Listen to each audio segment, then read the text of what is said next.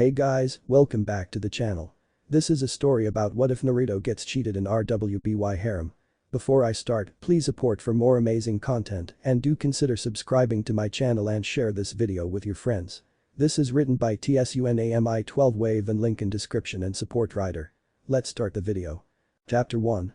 The Mysterious Admiral's Arrival. Admiral Naruto. A loud scream was heard within a training room in the Atlas training facility for hunters and soldiers alike.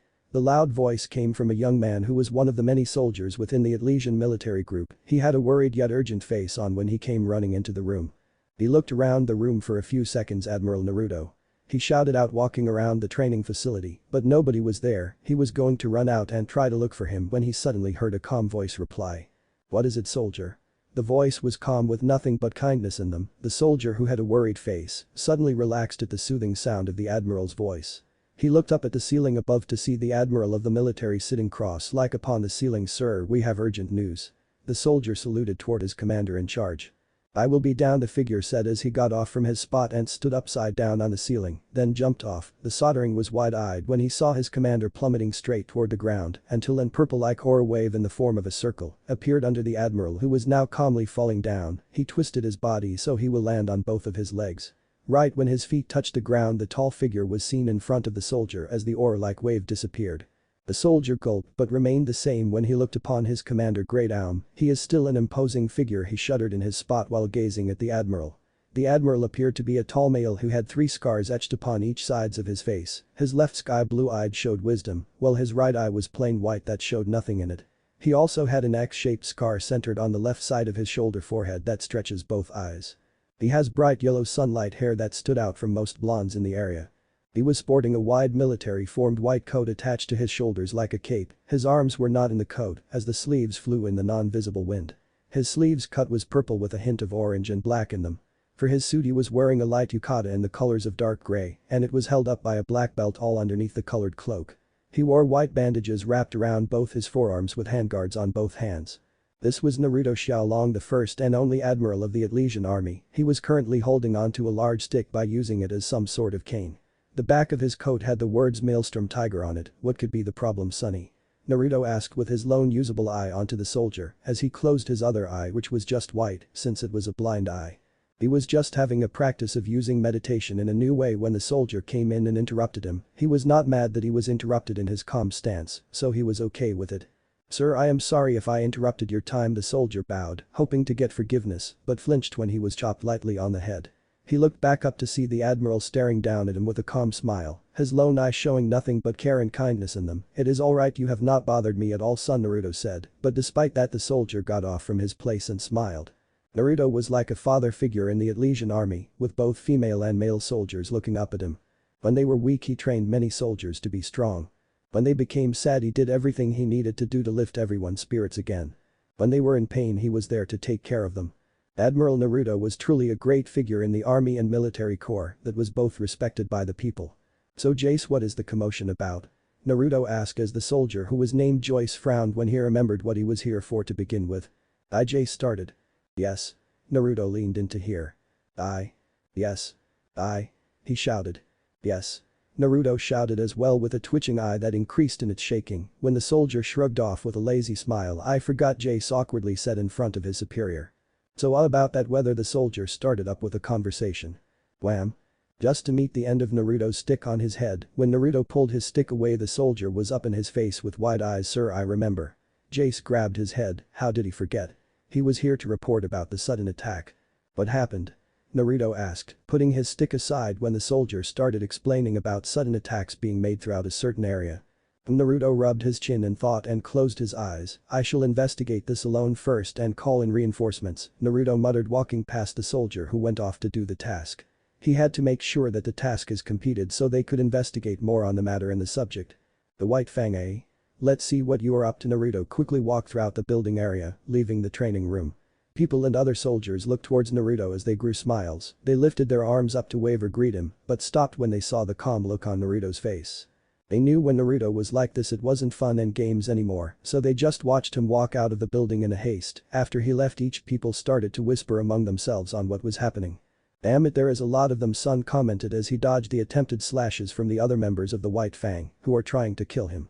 One member came from behind and sliced downwards onto the monkey Franus, but Sun jumped from the side and kicked the guy away, then started fighting the rest of the Moi.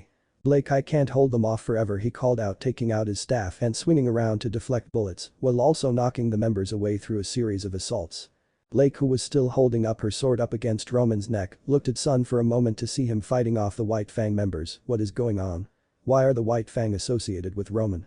Many thoughts entered her mind, but because she was too focused about her thoughts, she didn't seem to notice Roman's smirk in front of her. She was snapped out from her place when Roman muttered one word. Boom, explosion. RWBY was walking around in the area with Penny when she noticed the ground shake a bit. She looked around and saw smoke coming from east. "Penny, let's go," RWBY shouted, grabbing a hold of blinking Penny with her. Activating her semblance, she saw Roman fighting against Blake through a dance of blades, but it appears that Roman was pushing Blake back with his trusted cane. "Roman?" RWBY shouted with wide eyes, surprise stitched onto her face. She wasn't expecting the criminal she fought before to be here of all places. Roman looked away from Blake, who was kneeling on the ground while grabbing her stomach in pain when Torchwick landed a few good slashes on her. The slashes were enough to make her bleed, but it wasn't deep, so it would heal eventually. Aura may have protected her from death, but it won't last long. "Red, nice to meet you." Roman pointed his cane at RWBY, who was far away from him, and goodbye. He shot a dust-infused bullet at her. He blinked when the bullet was knocked away by a new girl with a pink bow on her head. Penny had was slightly burned a bit from knocking the fire-induced bullet away, but she didn't show pain. "Penny, are you okay?" RWBY shouted as she ran to Penny's side and looking at her hand and around her body if any more injuries occurred. "I am alright, RWBY. Are these your friends?" Penny asked with a titled head. From what she learned, friends do not attack other people without reason, so why does this one attack then? "No," she said quickly, then threw a worried glance at Blake, who was on the ground. "Very well." Then RWBY glanced at Penny, who started creating levitating swords. Penny narrowed her eyes at the rest of the White Fang. "I am combat ready." She jumped in and joined Sun in fighting, but unknown to them up above, Naruto was floating above the sky, hidden deep within the clouds. He stared down at them with a judging look. "So I am right, the White Fang are involved." He never thought the White Fang would invade this place. Something red caught his lone working his eye, and he looked down from high above to see RWBY, who was now joining into the battle. That's he trailed off when a few years back that he received a picture from his older brother, showing a picture of a red-haired and a yellow-haired little girl smiling into the camera with his brother hugging them tightly. "So that is my brother's kid, huh?" He cracked his neck in the sky, purple aura developing his legs.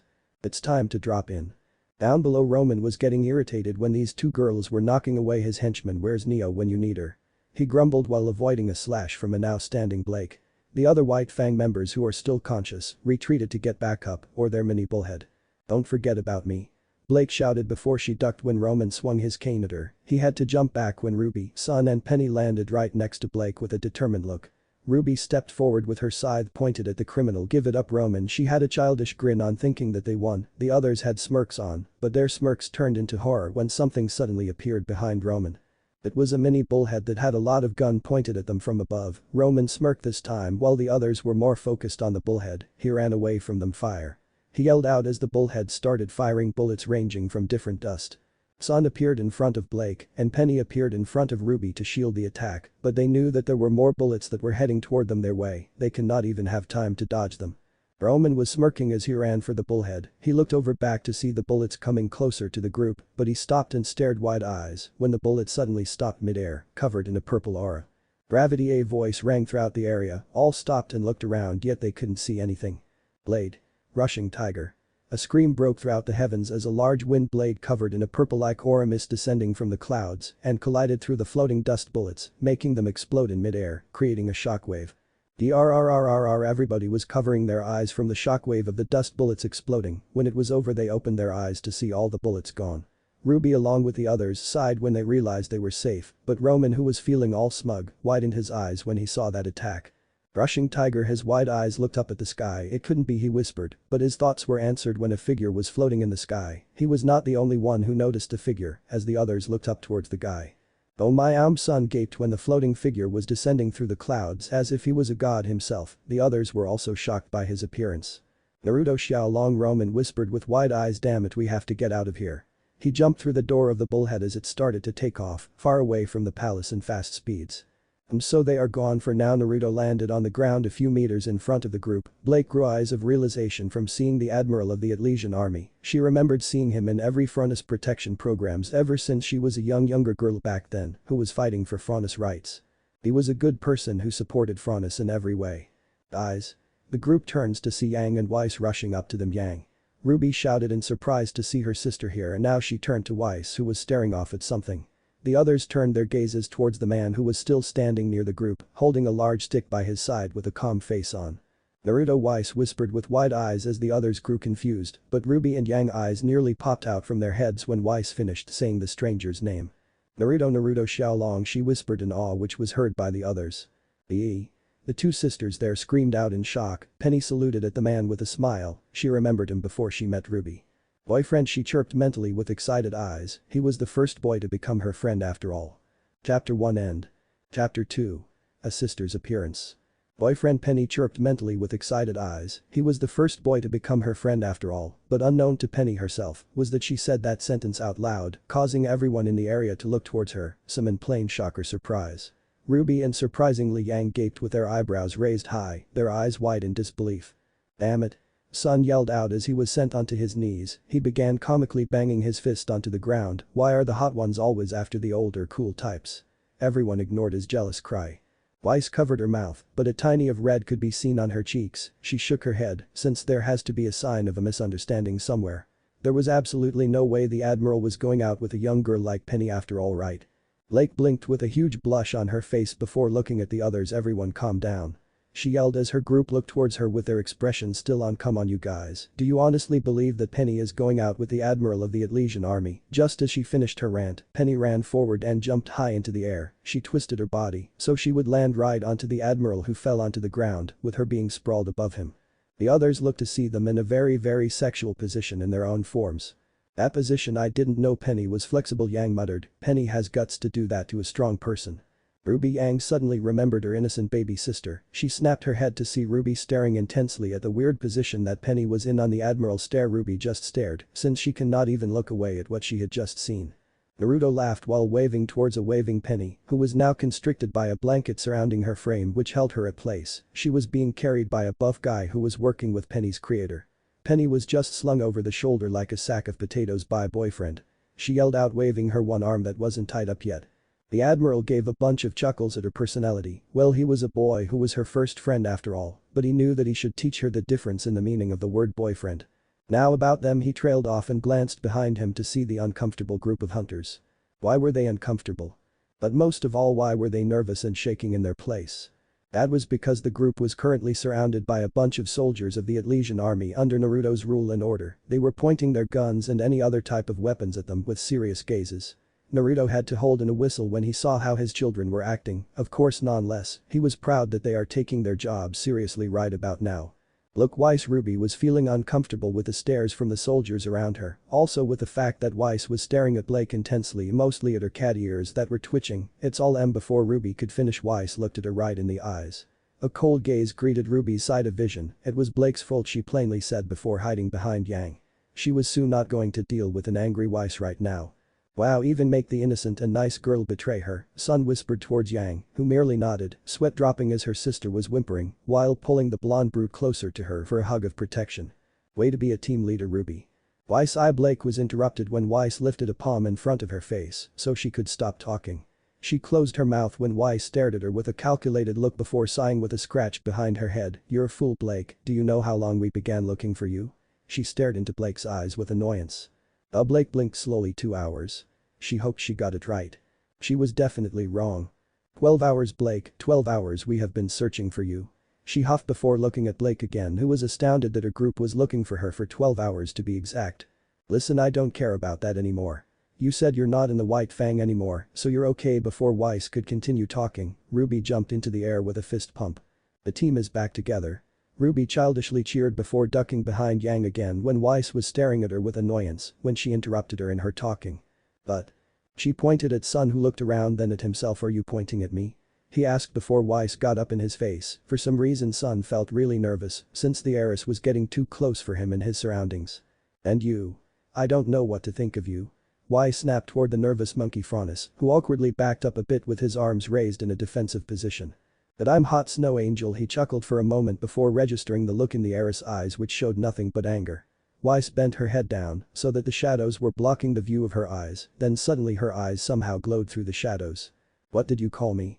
She asked, stepping forward towards Sun. Sun stepped back with fear. "No way, Angel," he hesitated before the next thing he knew was that he was kneeling over the ground, holding on to his treasures with a painful expression. "Why?" He muffled out through the pain in his voice with tears gathering in his eyes as Weiss pulled her knee back. Weiss ignored the injured Sun while also ignoring the males in the Elysian army group who covered their privates with a wince while the female soldiers gave her looks of respect. She then walked toward to Yang, who with RWBY was staring at the admiral who was walking their way slowly. "Yang, did you even know he was your uncle?" Weiss whispered toward Yang. The female blonde was still in her mind thinking of many things onto who was this guy and why was his name Xiaolong. So far she knew that only she and her father held that name, yet she never heard of this guy before. "So you guys are having fun," Naruto commented while closing his eyes, not even bothering to look at the group. Yang had enough and ran up, grabbing Naruto by the collar of his coat and brought him down towards her. "Who are you?" she demanded before she was harshly pulled back by an opposing force and was forced to kneel in front of the stranger who she let go. Naruto frowned slightly at the disrespect this girl was showing towards him. Even if it was the first time they met, she should not done that to a stranger. He suddenly felt spikes of killing intent from around the area and looked around him to see his sector glaring daggers at the form of the kneeling blonde before him. RWBY was about to go in there to help his sister. She was going to use her semblance to get Yang, but she stopped when she felt something rest against her head. "Don't move." She turned to see a young soldier probably around 18 years old, looking at her with venom in his eyes. "Do not even try to do something." Red hair. He loaded the gun and gave a shake so that RWBY could hear the bullets moving inside it. Lake and Weiss wisely stood back away from Yang and RWBY since they knew it wasn't a good idea to make the soldiers more angrier than they already are. Yang was gritting her teeth as she kneeled down onto the ground. She heard a squeak and glanced toward the left to see RWBY, who was whimpering as a gun was pointed at her head. Her eyes turned red as rage immediately filled her when she saw her baby sister in trouble. She went to get up, but she was just sent crashing down onto her knees, which were bleeding from the impact of the speed she fell onto the ground on. "Damn it." Her eyes still red while her hair went into flames, but she had to cough when the area around her suddenly got much more heavier. Her hair busted out from its flames. "What is this gravity?" she mentally thought before struggling against the force so she could look up. Something was shining above and the others started to take notice of it. "Stay down." A venomous tone barked out before as Weiss widened her eyes to see someone she did not expect to see for a long period of time. The others looked at the sound of the voice while the soldiers stood up straight and saluted at the figure approaching them. The soldiers moved aside as the female figure was walking past them with an emotionless look in her cold undead eyes that were transfixed upon the growling form of Yang. Lake jumped a bit at the sight of the figure but remained calm, although she was starting to have sweat being gathered at the side of her face. "What is she doing here?" Her normal facade was starting to fall, which was replaced with a look of fear and nervousness. The figure glanced above Yang to see her gravity glyph hovering above her, shining brightly. "Level 2," she whispered. Yang's eyes nearly popped out when she felt her body slowly being crushed under the pressure. She could hardly move anymore as her body finally fell forward. She was flat on her surface as her face was stuck on the ground. She turned her head to the side and coughed out some blood and dirt that got into her mouth. "Sister?" Weiss whispered as the cold gaze of the stranger suddenly turned into a relaxed smile when she heard her little sister's voice. She turned to face the other Schnee. "Hello Weiss," she greeted with a small smile. This woman was Winter Schnee, the older sister to Weiss. She was a tall woman with white hair and bluish-green eyes that stared at Weiss with the warmth of a mother. She, just like the rest of the soldiers, was wearing the same type of uniform as them, but in her own slight modifications to it. "Aw." She ignored the cry of the crushing blonde behind her. "Do you know this barbarian?" of a female. Winter gestured toward the blonde who was still struggling to get up. Weiss bit her lips and looked at Yang before looking at the others. RWBY was still being directed in the face with a gun, while Blake was shivering in her spot. Their knees were shaking crazily. Winter glanced at her superior with a large smile and a familiar look in her eyes. Weiss gaped when she recognized that look since she saw the blonde scraggly leader of Team JNPR always give that same look towards her. The girl was shuddering from the way her older sister smiled. It was not a normal sight at all. She never saw her sister look so happy before. Hell, she was practically swooning over to his side to be close to the admiral. "Sorry sir, what was that?" Winter stared with nothing but love and compassion in her eyes while staring at her crush. He may think of the young soldiers as his children, but she, unlike the other girls who considered him a father, wanted something more. She wanted to be more than a daughter to him, maybe even a wife and a lover, unlike that blasted old hag of a woman who left him. Linda Goodwitch. That name of course brought her into rage every single time she had heard the name of the woman who left her crush for another and the one who gave him his scars to begin with. She shook her head to try and not get into anger so quickly before she began thinking about a life with her and her crush together. She shivered to the thought of him and her living together at the Schnee mansion, raising a family together. "Hey Winter. You okay?" Naruto snapped his fingers, yet the sister of the young heiress didn't blink at all. He stopped for a second when he heard the rest of his children talking amongst each other. With his heightened hearing he manages to hear what they are talking about. Oh boy, she is at it again. Daddy's girl, some childish soldiers chuckled. I think she should go for it. A female in the group said, with the other girl soldiers nodding at that statement. They're perfect for each other. Naruto stared oddly at them since he didn't even know what they were talking about to begin with, but first, he turned to Winter and snapped his fingers. Winter snapped out of it, yes sir. And scooted closer to him, bodies nearly touching together, but he did not even notice.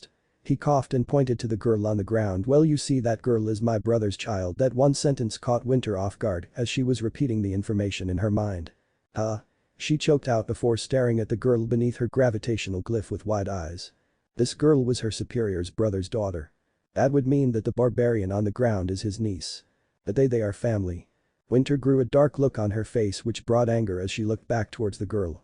That would mean that this girl tried to attack her own family, her dad's brother, but most of all the girl tried to hurt my crush, Winter growled in a very animalistic way.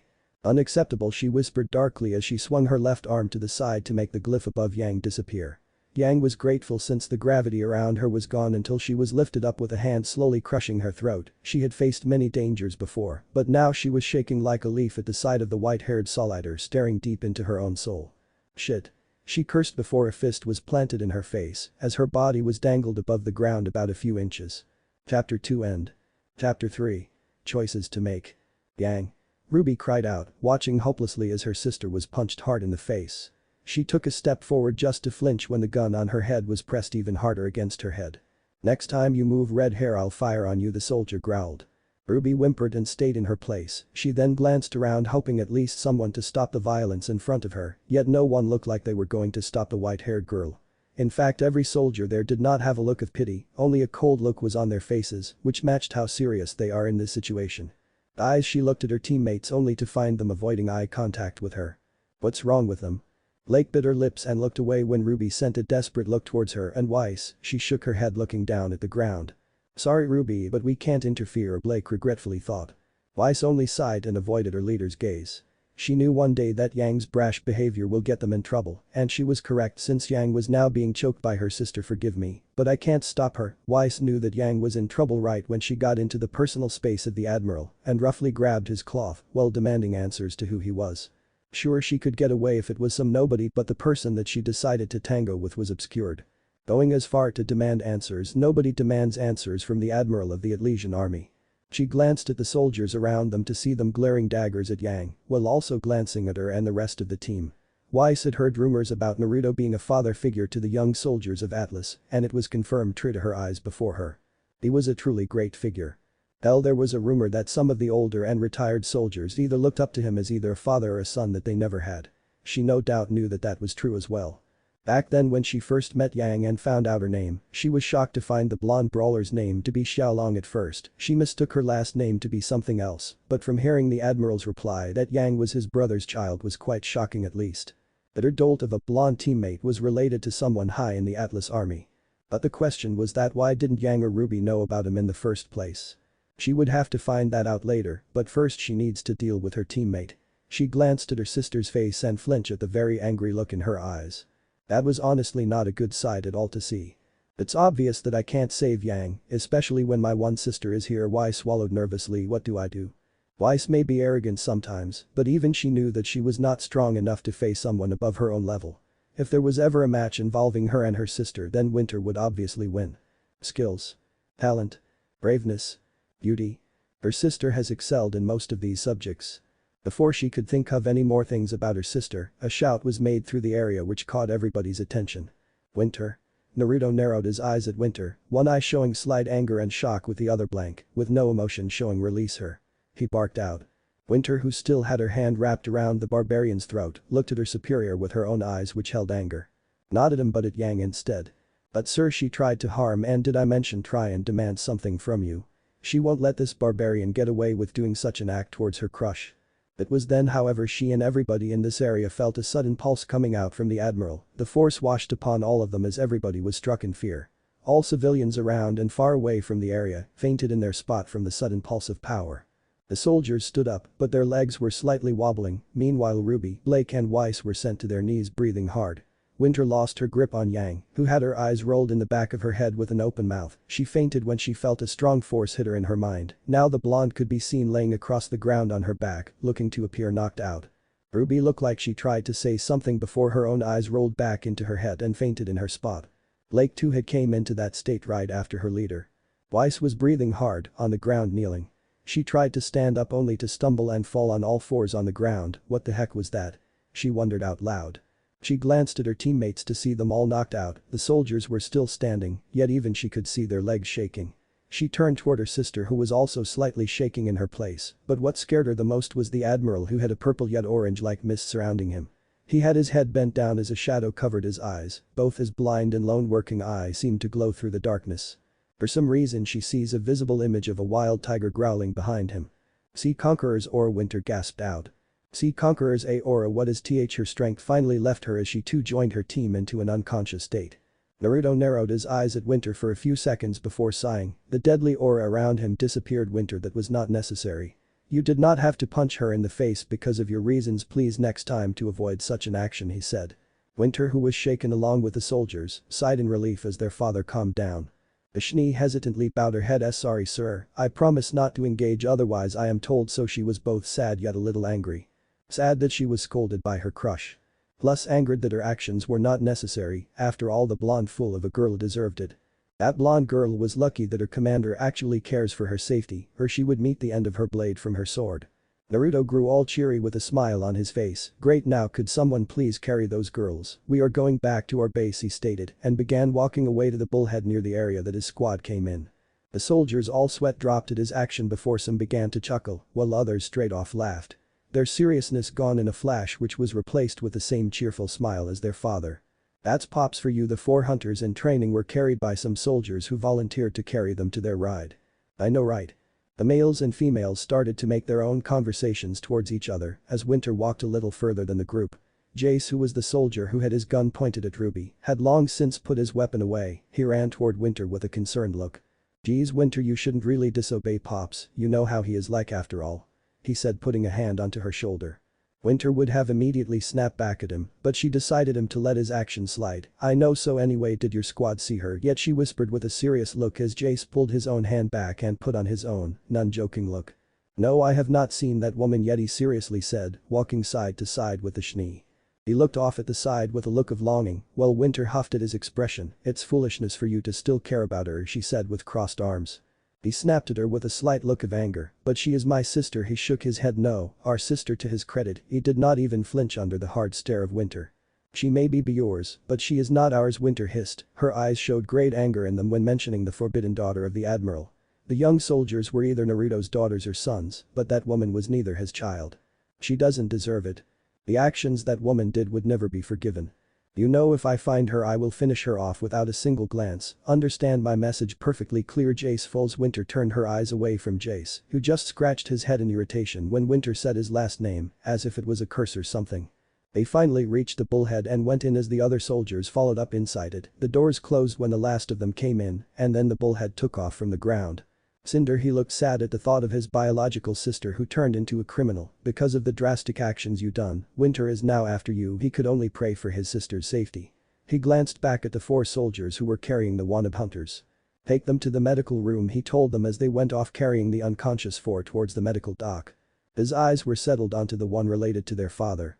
You know, I still can't believe that girl is related to Pops. He awkwardly started a conversation with Winter as they both sat down right next to each other on the main deck. He always thought that the admiral has some relatives, but he never saw someone so demanding and brash in his life. Sure, he saw children and arrogant people like that, but he never expected one of the family members of Naruto to be like that. It was sort of shocking. Winter glared forward. Don't remind me. She glared at nothing with cross arms over her chest. Even she can't believe that the barbarian was related to her crush. She does not even deserve to be related to him, she huffed. Jace rolled his eyes at her, but then a mischievous smile. You like him, he sang out teasingly. Only to receive a harsh punch to his shoulder. He flinched and looked at his arm, which was already forming a bruise on it. That is going to hurt later on, he muttered before glaring at Winter, who had an innocent look on her face. He knows of her crush on Pops, and he constantly tease her for being a daddy's girl, but she could have just accepted the fact with no violence, but knew she had to punch him every time. Will you stop hitting me every time I tease you? He asked. "Depends, will you stop teasing me?" She gave her own glare. Nah, he waved her off with a casual smile, while Winter gained a large tick mark on her forehead. She still cannot even believe that he was her friend. Meanwhile, Naruto had walked into a certain part of the bullhead, which was the captain's quarters. He placed his stick on the side of the desk in there and began pacing around the room while scratching his chin in thought. He was wondering if he should call his brother and talk to him about him having his children. On one hand, he could possibly scare his brother to death with the news. On the other, however, he could probably laugh it off with a shrug. He raised his hands up and looked at them, switching gazes from each other. Right hand, yes. Left hand, no. Which one to choose? He shrugged his shoulders and took out his scroll to type down a familiar number, then entered the call. His screen was blank for a few seconds before a figure was shown on the screen. The person shown on Naruto's scroll screen was Taeyang Xiaolong, the older brother of Naruto Xiaolong. Naruto. Taeyang greeted with a smile on his sweating face. Meanwhile, Naruto blinked when his brother's attire looked weirdly off. "Why are your clothes shredded?" Naruto plain asked out while his older brother awkwardly rubbed the back of his head. Taeyang chuckled as he looked down at his shredded shirt, then at his messy hair. "Well, there was a fight between two students at Signal, so I was the one to step in after stopping the fight that he somehow was forced in be in the middle of it. He survived, but his clothes were in pieces, as his hair was not looking like its clean state at all. Currently he was at his home in Patch, his butt on the couch. You know, you haven't really contacted me in the last few days. You know how lonely I am." He put up a pout and put his hand over his heart while Naruto rolled his eyes at his sarcasm before he heard a bark. Naruto grew a small smile at the sound of that familiar bark. "Is that Sway?" he asked. Taeyang put off his mock-hurt look with a grin as a dog jumped into his lap on the couch and started licking his face before it looked back at the screen to see Naruto's smiling face. The corgi then began barking excitedly, jumping around Taeyang before looking at the screen and began licking it. "That's a good boy," Naruto laughed out with amusement. "He missed that dog, damn it. Remember the first time you sent over Sway?" Taeyang asked through the scroll, petting Sway with love and affection. He began grinning in a silly face when Sway welcomed the affection with a few licks at him. Naruto nodded with a small smile. He remembered when he found a small puppy whimpering in a poorly made box right on the side of Vale streets. People ignored when the puppy just whimpered, but Naruto ignored them all in favor of meeting the dog. He first carried the puppy out of the box as the puppy whined in a cute way, but snuggled itself into the new warmth that welcomed him when Naruto pulled the puppy close to his chest. "And then I sent Sway to you after a few years when I took great care of him." Naruto smiled toward the screen, but then he frowned when he remembered what he had called his older brother for. "By the way, I have something to tell you." Naruto trailed off with nervous chuckle. "What is it?" Taeyang was all smiles at the scroll in his hands, but his smile turned into a worried then into a panicked look when Naruto started explaining about his daughters and how Yang acted. "So yeah, they are with me," Naruto casually said with a shrug and then waited for his brother's scream of horror. "Why it? That's it right there," Naruto chuckled. Man, he loves his brother's personality. Chapter 3 End. Chapter 4. A funny reunion. "You know, this is actually a nice day," Naruto commented looking outside of his office through a window. After arriving back at HQ, he went straight to his office to file some reports about his mission progress, and to his surprise, his brother came into his office just a few hours later. Taeyang was sitting in front of Naruto with a cup of coffee that his brother gave. He sipped it a little. He looked down at his cup as he could see the swirls of deliciousness twirling around. "This is actually pretty good." He sipped once again and let out a sigh of content. "It was really good." Naruto turned to RWBY. "Want some coffee, niece?" he asked while RWBY, Weiss and Blake weren't looking at him. Why were they not looking at him exactly? It was because in the far side corner of the room they could see their precious teammate Yang Xiaolong inside a cage. She had her wrist tied up behind her as a rag was clogged into her mouth to keep her from making noises. Yang currently had red eyes that were glaring at Naruto. She looked at her father with wet huge puppy dog eyes to help her out. To let her go. Taeyang's heart went out for his daughter. He shook his head with enraged eyes that his brother did this to his baby angel. So what if his little brother was an admiral? He was a father, for crying out loud. There is no way that some fact is going to stop him from helping his daughter. He stood up from his spot and slammed his hands on Naruto's desk. His brother didn't flinch as the guy turned to look at him. "Go get him, dad." Yang cheered mentally. She would have talked, but her mouth was clogged. HM. Her voice was mugged from its will to talk out loud. "Listen, Naruto. I demand that you let Taeyang started talking while looking straight in Naruto's eyes with seriousness until Naruto bitch slapped his face as the sound impacting his face echoed in the room. RWBY, including her two free bodies, flinched. That was a harsh slap. "Sit the hell down," Naruto sternly told him, pulling back his right hand.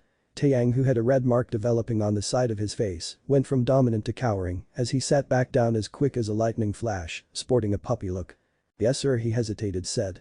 Yang well she gaped in her spot even as the thin and small rag went deeper in her mouth, what the hell. She just watched her father get bitch slapped by this still unknown guy. Damn well there goes her freedom.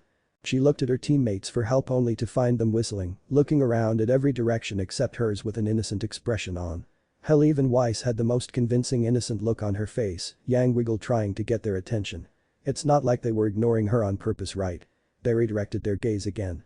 Okay, so her friends and baby sister who she was sure will always be helping her by her side was backing off from the cage, even further away. Damn you guys. She was placed into this cage when she got off the bullhead. The first thing the soldiers did was place a pair of cuffs on her and a tie before shoving a rag in her mouth. They then proceeded putting her inside a cage. She just cursed all the way as some soldiers carried her via through cage. Now she was helplessly watching as her so-called uncle was reprimanding her father. Hey Yang, when we were young, who cooked food for you so you won't starve? Naruto started off. Hey Yang flinched. Why you did, he admitted. Naruto nodded as he leaned over his desk to look at his brother much closer. Good, now when mom and dad left us, who took care of you even if you are older? His asked. Hey Yang sank deeper into his chair with a cloud of depression over his head. You did. RWBY and Yang perked up at this. Did they mean that their unknown grandma and grandpa abandoned the two? The two sisters looked at each other and exchanged looks before turning back. And finally, which one of us took a job in order to gain money that supported both of us for living and helping you enter the academy, plus the house that you currently live in? Naruto stared right into Taeyang's own as his brother looked anywhere except at him. You did, Taeyang admitted with a head down in shame. Even when he was the oldest, it was Naruto who was able to take care of him with financial and school issues. If it wasn't for Naruto signing up for the military to gain money, then he and him would have been living in the streets with no education and job. Weiss was certainly accurate now that Naruto was the one who was the most responsible one in the family. Lake deadpan at the man, not even her father was this unsupportive at all. Sure, her dad gambled and became a drinker a lot, but he was able to support her in order to live. Well, that was until he was sent to jail, leaving her to fend off for herself in the living. Now that she thinks about it, she did not call her dad for a long time. She nodded to herself to remember calling to see how he had been for a while. Yes, it will be awkward, but still at least she will have time to communicate with her father. Hey Blake. Blake turned to RWBY, who held a plate of cookies in front of her. She looked up at her leader's face, whose eyebrows started wiggling in a suggestive term. A sly smile was on her features. You want a cookie? RWBY asked, with her smile growing as Blake slowly reached out and took a cookie. Cookies always win. She got the plate of cookies that were sitting in front of her, so, while her father and uncle talked, she decided to free to some. When she means some, she means the whole darn plate of cookies. Your daughter really likes cookies, Naruto noted after beating some sense into his older brother on who was in charge in this area. Taeyang nodded with a fond smile, watching as his little girl began devouring the cookies on the plate. It was disgusting with how fast she ate, but it was adorable since it was his daughter eating. Yeah, she gets it from her mother. Taeyang laid back as he remembered the old times when Summer would always be addicted to cookies. He remembered one time when the team was on an important mission to retrieve some sort of code. Entering the base secretly, he did his own part of the job until the alarm went off as a light switch was automatically turned on in the middle of the room to show Summer sitting on the dining table innocently while munching on cookies that she found. Luckily, he and the team had survived somehow from the weapons that were aimed at them. RWBY gave a very awkward wave toward her uncle to get his attention. Luckily, she succeeded as he and her father turned to her in curiosity. She was still confused about this whole situation because she still never knew that she had an uncle to begin with. She pointed at Naruto. If you're my uncle, then how come me and Yang never knew about you? For some reason she could see her father sweat lightly, even as Naruto turned to him slowly, his lone eye shining with a death kill. I know about them, but they do not know about me. Yang chuckled awkwardly while scratching the back of his head. They did not ask. Wham! He flinched when Naruto slammed his cane on top of his head. Naruto shook his head at him with a sigh. This hurts me more than it hurts you. Taeyang waited until Naruto lifted the stick before he screamed comically at him. How the hell does it hurt you? I'm the one getting hit. He would not stand for this. For once in his life he is going to fight Ba. His train of thought stopped as Naruto flicked him on the head with just his finger. Team RWBY watched as the supposed brother of Naruto was sent flying into the wall of the room. Naruto just sweat dropped before placing his hands on his lap. I sometimes forget about my strength. He then watched RWBY help her father up. Groaning at the hit his brother did, Taeyang just sat back on his chair with RWBY by his side. You're a puppy, Naruto pointed out as RWBY pouted. She was not a puppy. So anyway, can I take Yang home now? Naruto, ignoring her pout, looked at his brother with a calm stare. No, he said, with the room occupants having different reactions. Weiss doesn't look surprised at all, but she does have a worried expression. Winter must have slammed the rules of Atlas in her, he grunted quietly. Blake also didn't look surprised, almost as if she too knew that Yang won't be able to get out of this situation as well. RWBY grew a horrified expression at the thought of her sister not being allowed to leave. In her mind, a smiling Chibi Yang was innocently skipping through the yellow brick road as a huge metal cage suddenly fell above and trapped her within. Chibi Yang grew teary eyes. No. RWBY fell on her knees with her arms up in the sky with a dramatically funny-looking face. I don't know whether to laugh or cry. Naruto's lips trembled as he tried not to laugh at the sight of his dramatic niece. Yang had a disturbed look on his face which said, "She is not my child." The others stopped when they heard the sound of chains moving. They turned to Yang, who had an enraged look on her face. "Oh hell no, there is no way I'm staying here," she thought with a scowl forming around the rag. She kept trying to get the cuffs off her but winced when it suddenly got tighter. If her family and friends won't get her out, then she will just have to do it for herself, so she tried the next best thing, her semblance. If she could slam against the cage with her semblance activated, then she will have enough strength to be the out of here. She looked at her uncle and growled, "I'm getting out of here. Any second her semblance is going to activate. Any second now.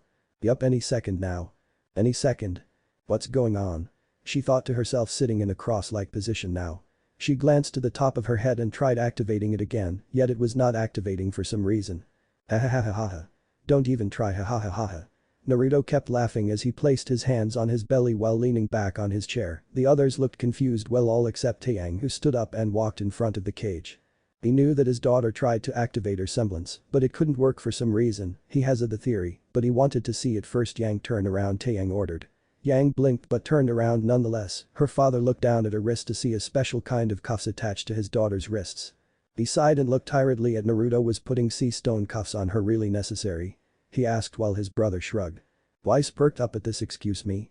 She raised her hand up looking completely ladylike that Blake had to blink twice to know if this was the same bashful heiress before. The team leader turned to the catgirl with a smug look. "I told you she is a girl," RWBY said as a grin formed up when Blake slipped a few lean onto her hands. She pocketed the money and leaned back with her grin growing. "Ah, the thug life," she muttered with a happy sigh. "Oh, lean come my waay," she softly sang with her arms behind her head in a relaxed position. The others ignored her even as she then proceeded to bring out a boombox that started playing loud. Rack City GIRL Rack City GIRL 10 10 10 20 equals, RWBY rose invading the whole world. Oh. Weiss looked at RWBY before looking at Yang. "You just had to introduce her to rap music," she said towards the yellow brawler. Yang had a sheepish look on her face. Normally she would try to deny it, but it was personally her fault that her sister was sometimes like this. Anyway, she turned to Naruto, who raised an eyebrow at RWBY. He was now unsure if she was the innocent one in the group. "Naruto sir, you mean that cuff is made out of that stone?" Weiss grew excited when Naruto nodded. "Your sister told you about that, huh?" he asked. Weiss nodded as Naruto sighed. When he was done, he was going to make sure that Winter would not tell any more of the military secrets anymore.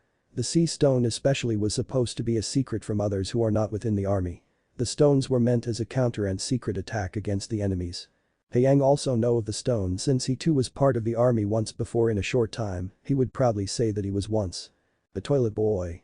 "I am going to talk to your sister later on." Weiss paled. She knows that sister loves her, but if she found out that she made her crush mad at her, well, there is going to be one less Schnee around here. "So are you going to let her go?" Taeyang's question was answered when Naruto shook his head at him. "Come on Naruto, would you really not let your family go?" Taeyang pleaded, and he succeeded when Naruto turned to face him with a friendly smile. "You're right." Taeyang sighed in relief, thinking that he would let Yang go. "Don't worry Yang, your dad's going to save you. I should keep her locked up for a while." "Eh?" he questioned with a bewildered look. "She was raised by you, who was the one in the army once. You know how rules go, so she should have learned the rules from you, and now since she did not listen, she will have to pay the price." Naruto stood up and cracked his neck. Yang blinked in her cage. What the hell just happened? She thought as some soldiers carried her cage and walked out of the room. Taeyang gaped BB, but Naruto walked past his brother as he closed his eyes and placed sunglasses on. "Ugh, at Legion life B number and %." He walked out of the room while Weiss had her jaw dropped from the admiral acting like this. He was so cool. A smiling RWBY bopped her head to the song that keeps repeating the word cool, unknown to the fact that her sister was taken to the slammer for a while. Blake just calmly read a book to ignore all the craziness going on. Chapter 4 End. Chapter 5. A fierce meeting between uncles. RWBY put away her boombox when she finally noticed that her sister Yang was taken away. She bit her lips at the thought. She knew that Yang was just trying to get answers, but sometimes she needs to do it in a nice way. "Let's go." Naruto, who was ahead, waved over for them to follow. They finally left the office. Oh now Ruby, Weiss and Blake were just following the admiral through the open roads of Atlas. The redhead glanced at her father, who was still trying to convince her uncle to let go of Yang. Enough already Taeyang. I am not letting her go yet. Naruto grew annoyed eyes at his brother. Ever since they left the headquarters Taeyang would keep trying to convince him to let his baby angel go. Taeyang, who was by his side, clenched his teeth but then sighed. His brother was always like this. When he actually says something he won't stand or back out of it. Okay, but what will she do? He asked while looking around with a nervous look that everybody noticed. Before Naruto could question him, someone beat it to him. Sir Weiss trailed off looking at Taeyang, whose attention was now on her. Taeyang looked at her and gave a cheeky grin that reminded her of a certain blonde back at the academy. Call me Taeyang. He wiggled his eyebrows at her, his hips on his side, as if trying to add sex appeal in his appearance. Okay, she gave out a small smile while inside she was internally grimacing at the sight of him. And what is with his eyebrows? She watched as his eyebrows wiggled in a snake-like pattern. This time she felt some bile piling up in her stomach, but she held it in and held a graceful posture so nobody noticed. Just trying not to be rude. Okay, she has no problem with being rude to this John Arc wannabe, but she just does not want to appear disgusting and childish in front of the admiral. To be in the presence of the Maelstrom Tiger himself was such an honor to behold. Even her father respects the man for his bravery. Plus with the fact that she will be buried underground if her sister finds out that she was misbehaving in front of her crush. So Taeyang, he nodded, glad that she called him by his name. Why do you look so worried? I am positively sure that the military won't hold Yang back for a long time. She even could be released tomorrow. Weiss finished her question, and the result was one Taeyang sweating in his place. He looked around for a bit before seeing a diner at the side of the street. I'll tell you, but let's get something to eat. He rushed to the diner in a mad fashion that made several people in the street look at him oddly. Blake looked at Naruto, who shrugged in return. He's the crazy one in the family, that was all he said before walking calmly to the dining area, his cane held by his right arm. Entering the establishment they saw Taeyang sitting on a chair next to a big table. Naruto sat by his side while Ruby sat to his left. Blake and Weiss just sat in front of him and the table. Uncle, why is there people staring at you oddly? Ruby asked when she noticed the funny looks that nearby people gave to Naruto. The blonde admiral looked around to find people glancing off at him with looks of admiration or gratitude. He was surprised that Ruby finally noticed, because since they left HQ, people started staring and waving at the admiral with smiles. Naruto patted her on the head. They are admiring me, little puppy, he said. Ruby pouted before huffing slightly, making some nearby guys who were looking at the admiral finally notice the cute girl next to him. They begin to blush, but they stopped and looked away when Naruto's lone eye narrowed at them in warning. Naruto turned back to Taeyang, while Blake called for a waiter to attend to their table. One waiter came in rushing. It was a young man in his working uniform. He walked up to the group slightly nervous, since he was in the presence of one of the strongest men in the military force. Could I help you? He nervously asked as his attention was on Blake, who snapped her fingers at him. Excuse me, could I get a plate of sushi? Blake asked kindly as she stared up the guy until she froze when she saw a pair of gills that were attached to the guy's neck. She leaned forward and sniffed. This guy smells like fish. He has gills. This man was a fish faunus. Excuse me, ma'am. The guy was getting uncomfortable with the way Blake was eyeing him. He felt like a fish that was about to get pounced on by a cat. He then noticed her cat ears that twitched on top of her head. Shit, he mentally cursed as he realized that this girl was a cat faunus. He shivered when Blake licked her lips slightly. The sight nearly made him crap himself. You're a fish faunus? Blake asked, unaware that her group was staring off at her strangely. The guy nodded slowly before he widened his eyes along with everybody as Blake calmly placed her book down on the table, then did something that shocked them. She pounced straight at him. I am Taeyang, gasped. She's violating him. Ruby shook her head, although her own eyes showed doubt since the scene was taking place right in front of her. She is not vile. Hey, Blake, put him down. She yelled out as she began to notice Blake trying to thrash the waiter around so he would stop moving. Meanwhile with Yang. Yang brooded in her new cell. She was placed in a new room, but with 2 new bodyguards to watch over her. She sneered at the smug face of Winter, who sat on a chair just outside the small cell that she was in. The barbarian should stay behind bars. Winter just stayed calm as Yang growled at her. She was just given a task on her scroll from her crush to watch over his niece. Normally she would reject doing such a thing to watch over the blonde brawler, but since it was a request from her crush. She was rudely taken out from her thoughts by Jace, who sat next to her. Relax, Winter. He could already tell that Winter does not like this girl, but orders are orders after all. Remember, we are supposed to watch her, not to start arguing with her. Jace leaned back on his chair before he stiffened in his place. Yang also noticed that Winter froze in her place. Winter narrowed her eyes at Yang before turning away from her. She looked up at the light bulbs of the room as they started flickering on and off. Light, shadow then light, shadow it kept switching before for a moment the lights were off. Yang looked around in the darkness, it was silent for some reason. What's wrong with the lights? She wondered to herself. She tried to move her hands, but they were still bounded together by the cuffs that somehow cancelled out her semblance. These cuffs, she silently thought, how could a pair of small cuffs stop me from activating my semblance? She was getting really annoyed at being locked up here.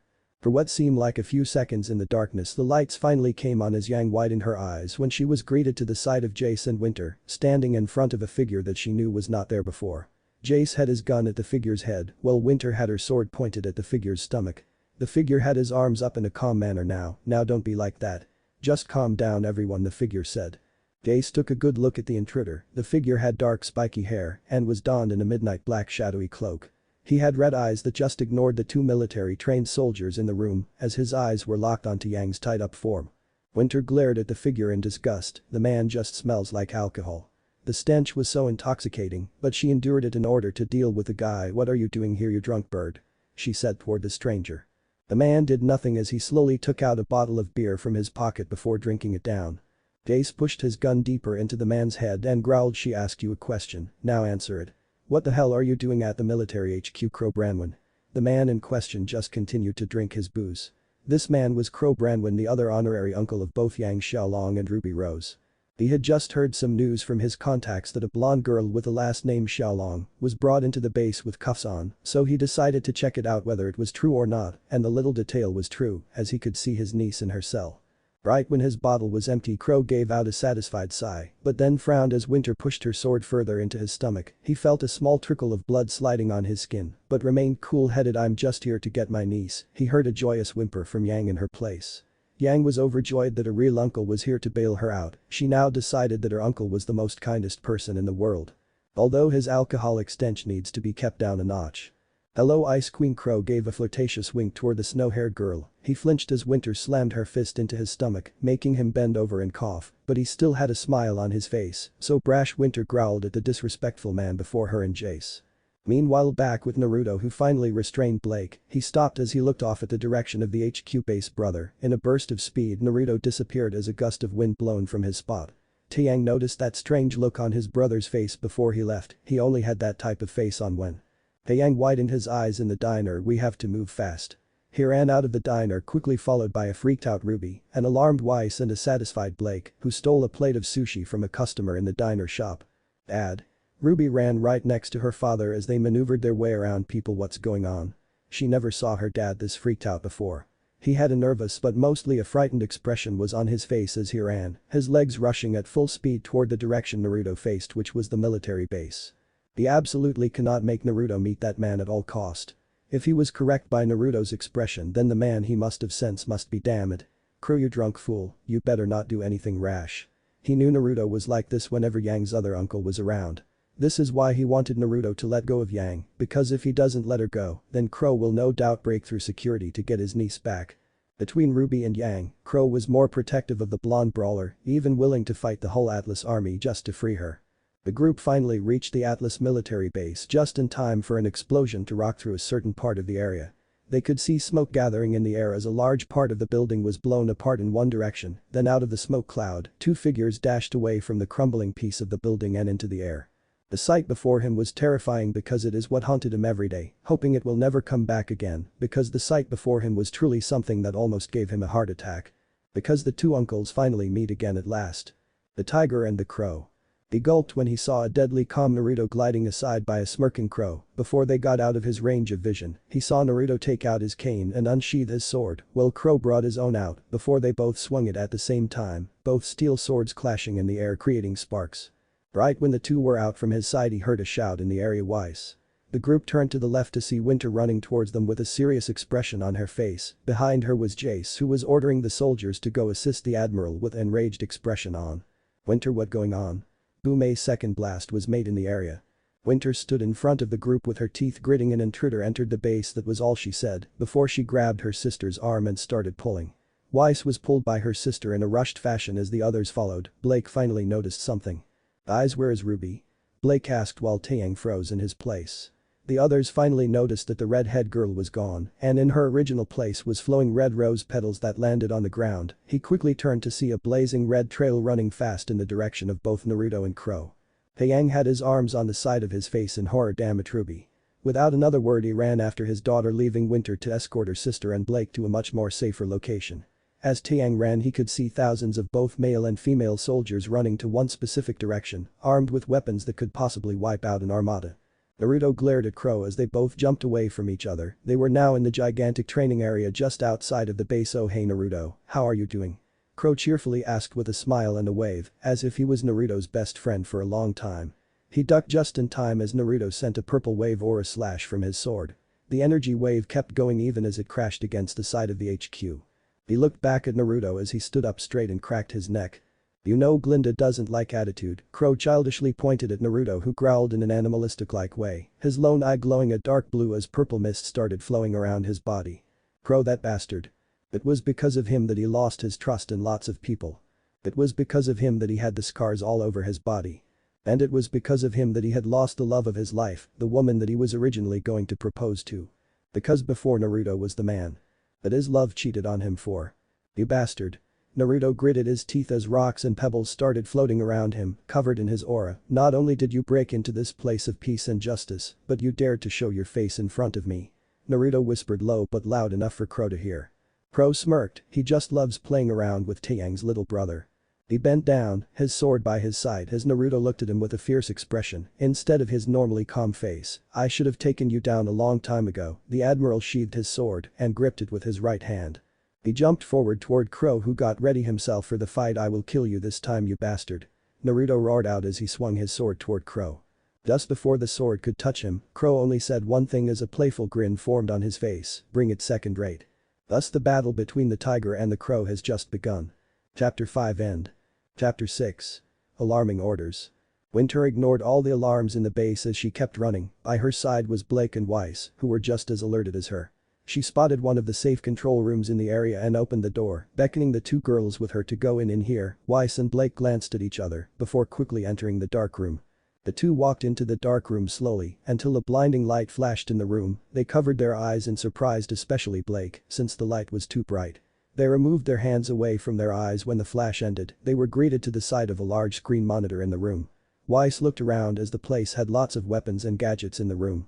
Winter, who had turned on the lights, began reaching for the main scroll unit in the middle of the large room. She began typing fast with a lot of concentration. She could not possibly be distracted with what she was doing right now. Sister. Winter did not stop in her process, even as her little sister called out to her. Blake and Weiss ran over to Winter just as the snow-haired girl pressed enter on the keypad. Protocol 567 is on alert. A female robot's voice was heard in the room that made Blake and Weiss jump in surprise. Winter ignored them in favor of looking at the large monitor in the room. She left the control unit in favor of standing in front of the monitor. The large transparent screen started flickering in a blue light before a holographic image of a man appeared in its place. What the hell is going on over there? The man's loud voice boomed throughout the room in worry and rage. Blake gasped as she took a few steps back, while Weiss remained completely still in her place, just staring at the monitor with wide eyes. The GG Weiss kept stuttering as she saw the image of a man that was just as famous as Naruto in Atlas. Winter stood up straight in her spot, her posture showing that she was a trained soldier that was about to follow any command that was given. Winter saluted to the man on the screen with a professional look. Fleet General Ironwood, sir. I'm sorry for disturbing you on your work in the New World, but we have a situation that needs to be dealt quickly. Winter said, still in her saluting position, while the man on the other end of the monitor narrowed his steel blue eyes at her. The man on the other side of the screen was none other than Fleet General James Ironwood. He was a tall, very well-dressed man. He has black midnight hair that had some silver and gray strands in the area. Above his black eyebrows appears to be a small strip of metal that goes up and down. For his clothes he wore a pure white business suit with a gray shirt on the inside. He wore a white glove on his right hand and silver boots that are accented in gray. Over his shoulders was a large snow-white cloak draped like a cape with its sleeves dangling to the side. You darn right we have a problem. James slammed his fist against a nearby wall, with an enraged look on his face. He was just taking a normal routine back at his office in the New World area that was far away from Atlas and Vale, when suddenly he had calls from the higher-ups that the HQ base in Atlas was being under attack. Who the hell is attacking that base and where is Naruto? He barked out. He had trusted Naruto to take care of the base when he was out doing business, and now was a perfect time for Naruto to be there to protect Atlas. Winter was not affected by the fleet's current rage right about now, since she too was angered that her home was being attacked. Sir, it appears that the shadow hunter Crow Branwin has infiltrated the base in order to rescue his niece Yang Xiaolong. She stood still, even as she could literally see smoke coming out from her superior. Weiss, what do we do? Blake asked quietly so the fleet general won't notice them. They were currently hiding behind a long desk right under the table. They were safe from the view that James had in the room that they were in. Weiss didn't say anything as she leaned her back on the surface ends of the table's legs. She won't lie when she could tell that her heart was literally beating fast right now out of fear and conflict. She had not expected Winter to actually call the fleet general of the military. She had met the man and she could only say that he was completely dangerous. Sure, he was calm and fixed most of the time, but when he was in duty, he could honestly be called a monster. He was a monster on many levels. Even her father, who was said to be a monster himself in battle, said that he had feared and admired the general called James Ironwood. Admiration for his leadership and fear for his monstrous attitude and strength. Ironwood gritted his teeth at the name of the man that had stole his brother's fiancée. Naruto Xiaolong was the only one that James could call a trusted ally. A person that he could truly trust with his life if they were in a dire situation.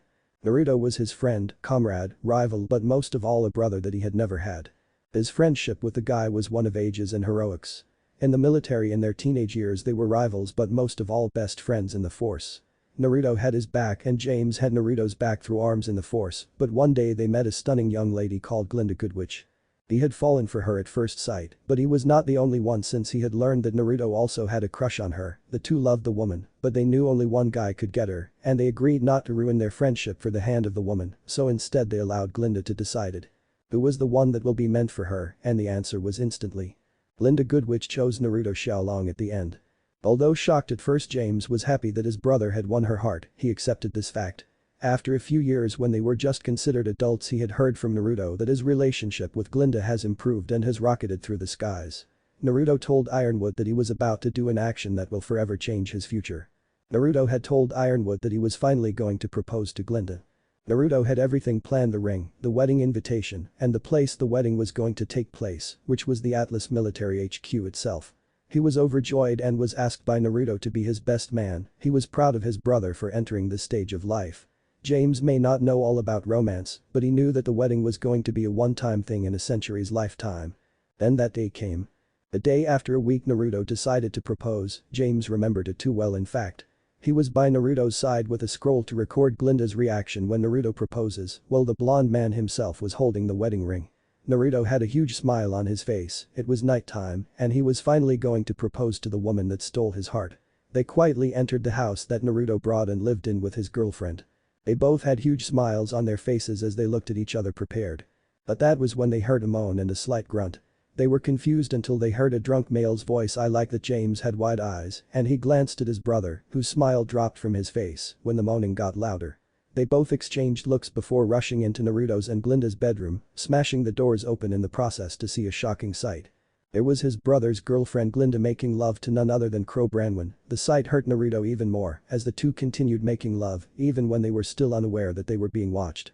And when the pair Glinda and Crow finally noticed, Naruto's girlfriend had wide eyes and Crow right next to her had a drunk smirk. Smash! The large beautiful shining diamond ring that Naruto traveled to the middle just to get for his wedding fell from his hands and smashed onto the ground. Naruto had wide shocked eyes and a horrified expression. That image of his confident brother's devastated face had literally broke James' cold steel heart. The day that Naruto was finally going to propose was the day that James had learned that his brother's girlfriend was cheating on him. From that day he held great hatred towards Crow and deep disgust toward the one woman known as Glinda Goodwitch. He just couldn't believe that the woman who he fell in love all those years ago had cheated on his brother and betrayed his feelings. Glinda had fully lost Ironwood's trust in her when that day occurred. He gripped his fist with narrowed eyes when he also remembered the day that his brother was almost crippled. Scars ran through different parts of his body from the head to toe, and he had nearly almost hunted down Glinda and Crow when he had heard that they were the cause of his brother's injuries. He was furious and was about to annihilate the two scums, but he was stopped by an injured Naruto himself, who just did nothing but cry. It's alright. Naruto gave a wide smile to show that he was fine, but the tears that were in his blind and lone working eyes didn't hide his true emotions. I'm fine. His brother lost one of his eyes from the sudden assault, but what got James to hate Crow and Glinda even more was the fact that Naruto almost died. His friend and brother almost died from the assault that the two sneaky bastards gave to him. And he regrets not being there for him on time since he had a mission to do. Fleet General Ironwood, sir. Winter watched as the general's face turned into a raged expression, his hands were tied into a fist as he was breathing hard. James, from the sound of Winter's voice, shook his head. He bit his lips since he knew that if that drunk bird was there, then Naruto was most likely fighting him right now. Damn it all to hell. He was not there to protect his brother yet again. James looked at Winter, who had a look of concern on her face. He knew that when Naruto was in front of Crow, the blonde will immediately be filled with rage and hate, plus losing control of his instincts. Nobody will be able to stop him from rampaging the area. The last time Naruto and Crow fought nearly destroyed the area they were in. Naruto was about to end Crow, but for some reason Naruto couldn't do it. So he let the bleeding and almost dead bastard free. Now James was completely sure that Naruto was going to try and finish what he should have finished long ago. The annihilation of Crow Branwin. James sighed as he took a few deep breaths and lowered his head with shadows covering his eyes before he looked back up at Winter. He straightened his back in front of the soldier. "Call in the 4 generals, it is time we call back Team SSSS," he ordered. Meanwhile Winter widened her eyes and gaped. Blake and Weiss were confused in their hidden area. Who was Team SSSS and the 4 generals? Weiss could clearly see her sister shaking in fear of the name of the team. What is she so scared about? She silently wondered along with Blake. Winter gulped as the fleet general mentioned the secret powerhouses of the Atlesian military. She heard her scroll vibrate as Ironwood started to send her the files of the team. She looked down and read the following. Team SSSS. D. Technical. E. Encrypted. A.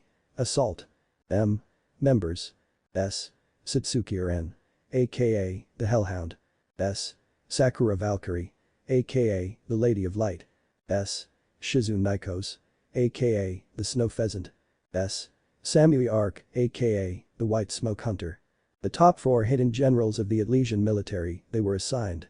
Winter stopped reading right there when she heard her superior started talking again. Winter, call in these 4 and tell them about what's happening. After all, they would be the only ones who are actually capable of restraining Naruto to stop him from going on a rampage while also assisting the other soldiers onto capturing the hunter. Crow Branwin, James began as Winter stood listening patiently. So when Crow is caught, we will have a meeting to decide his punishment on infiltrating the military base without authorization first and the destruction of property he had caused.